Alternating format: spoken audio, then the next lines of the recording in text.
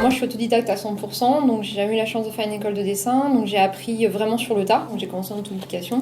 Et puis après j'ai eu la chance de pouvoir travailler sur du comics américain en tant qu'encreuse. Donc je travaillais sur des titres tels Green Lantern et Batman. Et par la suite j'ai eu envie d'animer et de faire mes propres séries toute seule de mon côté, parce que travailler au service de personnages aussi célèbres c'est parfait, sauf qu'on n'a pas droit au chapitre, si je peux dire ça comme ça. J'ai commencé à proposer mes projets. Personne n'en a voulu. Les éditeurs américains, en fait, ils proposent beaucoup de plateformes de prépublication de graphic novel indé, puisque chez eux, il n'y a pas de manga. Chez eux, il y a du comics. Et en dehors du comics, ce sont des graphic novels. Donc, il n'y a pas forcément de cases réservées à tel ou tel autre type. Donc, du coup, j'ai proposé le projet que je voulais faire éditer en France, à savoir Stray Dogs, chez un éditeur en ligne là-bas, chez Blazers. Et j'ai eu la grosse surprise d'avoir beaucoup de bonnes retombées, puisque Stray Dogs a été meilleur manga 2013-2014 et premier trimestre 2015. Et du coup, avec ça, j'ai pu reproposer le projet finalement aux éditeurs, et là, il a suscité de l'intérêt. Moi, j'avais commencé à faire du fanzine pendant les premières conventions dans les années 90. À un petit moment de ma carrière, j'ai fait d'autres choses, mais je reviens dans l'édition vers 2006. En fait, je rentre éditeur chez Les Humano. Et en fait, j'avais un projet en tête qui était issu de la frustration d'années justement de fanzina où on avait testé des projets avec des éditeurs. Mais en tout cas, tous les éditeurs, notamment ceux qui font la franco-belge et du manga, te disaient un truc, tu fais mais pourquoi vous voulez faire du manga? Mais faites de la BD, vous êtes français. Après, ce que disaient ceux qui faisaient du manga, mais qui souvent à l'époque, ce qui n'est absolument plus le cas aujourd'hui, notamment chez l'époque, chez les grands éditeurs de BD franco-belges, ceux qui s'occupaient du manga, globalement n'y connaissaient pas grand-chose au manga. La seule chose, c'est que c'était les gens qui étaient là parce que le manga, ça marchait bien et que les éditeurs de BD franco-belges s'étaient lancés dans cette industrie du manga. Et à part les éditeurs comme Pika ou Tonkin, par exemple, qui étaient vraiment des 100% manga par définition, c'était très compliqué. Mais nous, on allait voir les gens de la franco-belge parce que c'était des éditeurs et qu'ils étaient habitués à travailler avec des auteurs. Donc c'était pas seulement des gens qui traduisaient du manga. Sauf que c'était soit si vous voulez faire de la créa, il faut faire de la BD, et si vous faites du manga, pourquoi est-ce qu'on vous paierait vous pour en faire ? Alors que c'est bien plus rentable d'acheter des mangas japonais. D'un point de vue financier sur le papier, il est vrai à cette époque-là que ce discours était imparable. Ce qui m'intéressait, c'était de lancer à cette époque-là, une vraie ligne de création avec des auteurs français qui avaient des choses depuis des années à dire. Ils faisaient du fanzinaï, élevés au club d'eau, etc. Ils avaient des choses à dire dans ce format. Et les mecs qui voulaient bosser en noir et blanc en petit format. Et au nom de quoi on pouvait leur interdire ? À partir de là, je suis rentré chez les Humanoïdes Associés à l'époque. On avait créé la collection Shogun, où on faisait que de la créa de manga. Et heureusement, grâce à des mecs comme Guillaume Lapère, peut-être comme Tony Valente, City Hall, Radiant, ce genre de titres, il y a un moment où les éditeurs se sont dit « Ah, mais en fait, ça peut se vendre. » Et surtout, finalement, parce qu'on détient les droits. Et donc, on va pouvoir exporter ce genre d'album. Tu regardes Radiant, qui sort au Japon, par exemple. Donc, on va pouvoir exporter ce genre d'album là où c'est beaucoup plus difficile d'exporter la BD dans le monde entier. Je pense que l'avantage du manga français, si on parlait purement business, c'est que c'est plus facile de le vendre partout ailleurs, et ton business model n'est pas que sur la France. Ça me fait beaucoup plaisir, je continue à faire de la bande dessinée, mais de revenir à ce qui est vraiment ma première passion. Et en plus de revenir sur de la Steam Fantasy, qui est mon autre passion avec Vanra, c'était vraiment quelque chose de bien.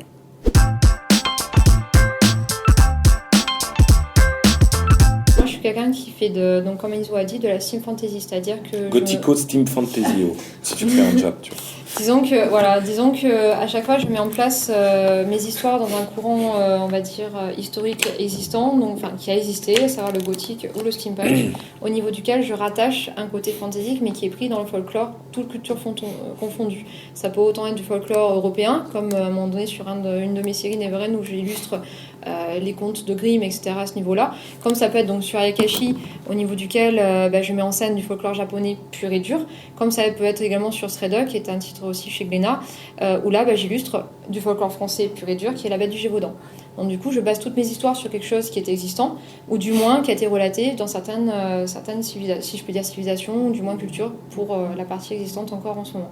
Moi, ce que j'adore faire, c'est ce qu'on appelle de l'historique fantasy. En manga, ça consiste en fait à prendre l'histoire et à s'en servir comme terreau pour raconter des récits. J'ai du mal en fait à faire de la création pure et dure, c'est-à-dire de la fantasy pure et dure, et j'ai besoin d'avoir une base technique, donc historique. Donc souvent ça va virer à l'Uchronie par définition, puisque je veux quand même verser dans la fantasy. Ayakashi est une Uchronie, et ce qui est bien dans l'Uchronie, c'est que tu vas prendre un terreau historique où tu vas pouvoir poser des choses techniques. C'est-à-dire qu'on prend l'histoire, on prend des vrais conflits historiques qui ont existé, on prend des valeurs, des morales, des religions, etc.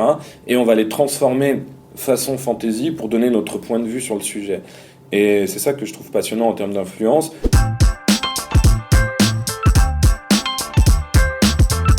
Si j'avais été tout seul et que j'avais dessiné, par exemple, le même récit, avec mes goûts, aurait eu un sentiment plus de dark fantasy, aurait été plus proche de Berserk. Mais l'idée était vraiment de faire une collaboration avec Vanra qui va prendre, en fait, je pense que j'ai toujours une vision beaucoup plus noire, beaucoup plus terne des choses, etc.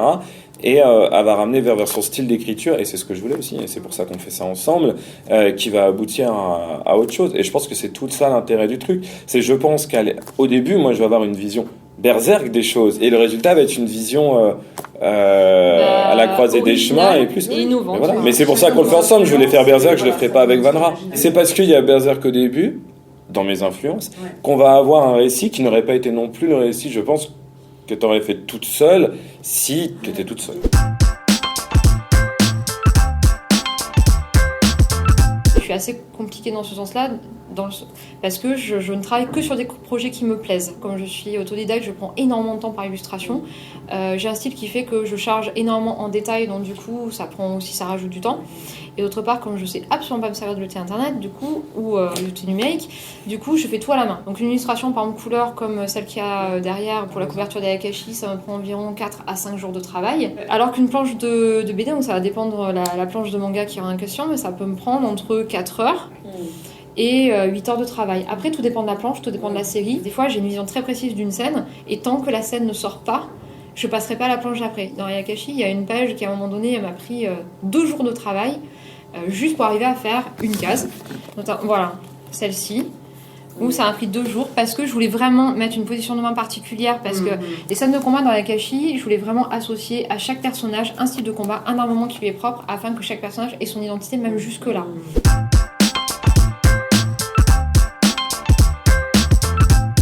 Pour Ayakashi, on a vraiment voulu ancrer le récit dans une réalité qui est certes alternative, donc c'est l'Uchronie. Cependant, on a voulu un récit qui était extrêmement proche de la réalité, histoire que tout ce qu'on présente dans le récit, si on enlève la connotation fantastique des yokai qui prennent vie, que ça soit existant et que ça soit plausible. Il y a beaucoup de gens qui m'ont dit mais pourquoi autant de documentation, vous êtes dessinateur-auteur, vous l'inventez.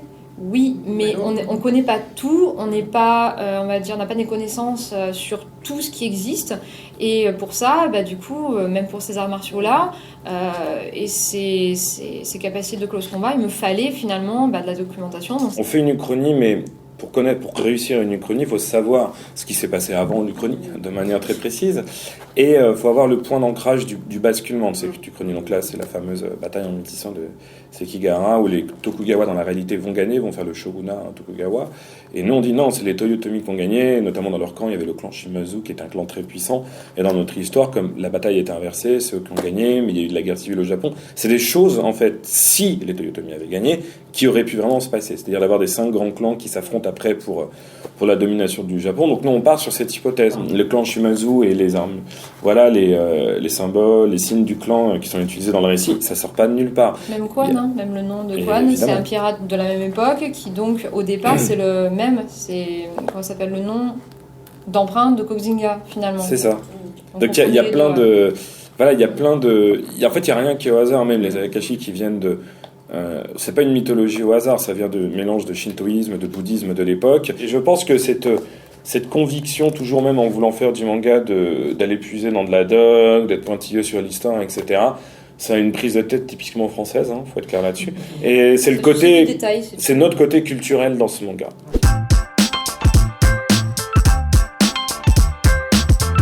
Là, c'était pour moi un défi nouveau, puisque j'ai pas l'habitude de travailler avec un partenaire à ce niveau-là.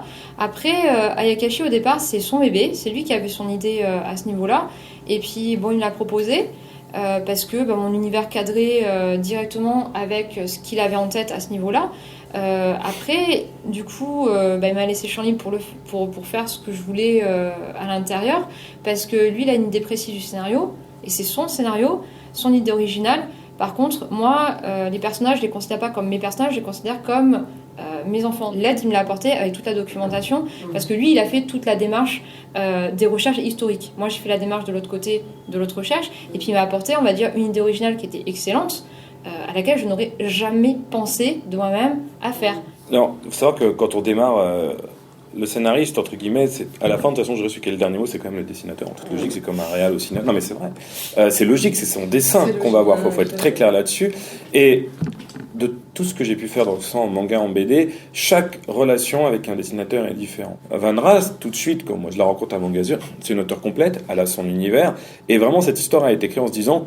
Qu'est-ce que je pourrais faire qui me fait triper, il faut être clair, mais qui puisse correspondre à son univers. C'est une histoire, et dès le début, d'ailleurs, je lui avais dit, c'est une histoire qui est faite pour elle, pour essayer de s'exprimer sur une nouvelle série, ce qu'elle aime faire, c'est-à-dire la steam fantasy, etc. Donc l'idée était vraiment de dire, moi je vais écrire l'histoire comme George Martin va écrire, toute proportion gardée, c'est une métaphore, hein. Il va écrire le Trône de Fer par exemple, mais il va écrire un récit. Et d'ailleurs, derrière lui, c'est pas lui qui écrit les épisodes de Game of Thrones de la série télé. Il y a des gens qui vont adapter son récit avec leur vision. Moi, ce que je voulais voir, c'est j'écris selon ma vision. Mais après, c'est Van Rast qui va écrire ces scènes, les narrer, écrire ses dialogues, et qui va le faire avec sa vision, qui adapte, entre guillemets, mon récit à sa manière. Mais c'est ce que je voulais voir dès le départ. Et d'ailleurs, ce qui est toujours génial, c'est de se dire... Voilà comment t'as... Parce que moi, quand je les écris, je les pense aussi d'une certaine manière, les scènes. Et finalement, voilà comment... Même moi, j'ai de la découverte voilà, en découvrant le manga, et c'est ça qui est assez génial. Et en fait, en découvrant ces pages, même bon, là, on est sur le tome 2, ça va me dire, ok, maintenant, j'ai compris, ces personnages, elle les voit vraiment comme ça. Donc, je vais me servir de ce qu'elle a créé pour... Et d'ailleurs, quand on a bossé sur le tome 2, on a tout de suite vu, voilà, maintenant, c'est ces persos... C'est plus, voilà, c'est ces persos que je vais essayer de mettre en scène dans la suite, en essayant de dire, et quand elle va adapter cette suite, elle va encore trouver des trucs. Et donc pour la suite, je vais en devoir, voilà, c'est un effet ping-pong. Ouais. Et en fait, je pense justement que ça marche, et c'est l'idée de l'apport, c'est que j'aurais jamais fait ce récit, je l'aurais pas fait comme ça tout seul, elle l'aurait pas fait comme ça toute seule. Et je pense que c'est cette fusion, quand ça marche en bonne compréhension, où chacun sait ce qu'il doit faire, et chacun laisse à l'autre la liberté de le faire comme il veut le faire, mais en bonne entente et en ping-pong, ça s'appelle du ping-pong, c'est là que ça fonctionne. Donc l'idée, c'est que c'est quand même cette communion qui permet d'aboutir à ce récit dont je suis très heureux, et également de cette collaboration.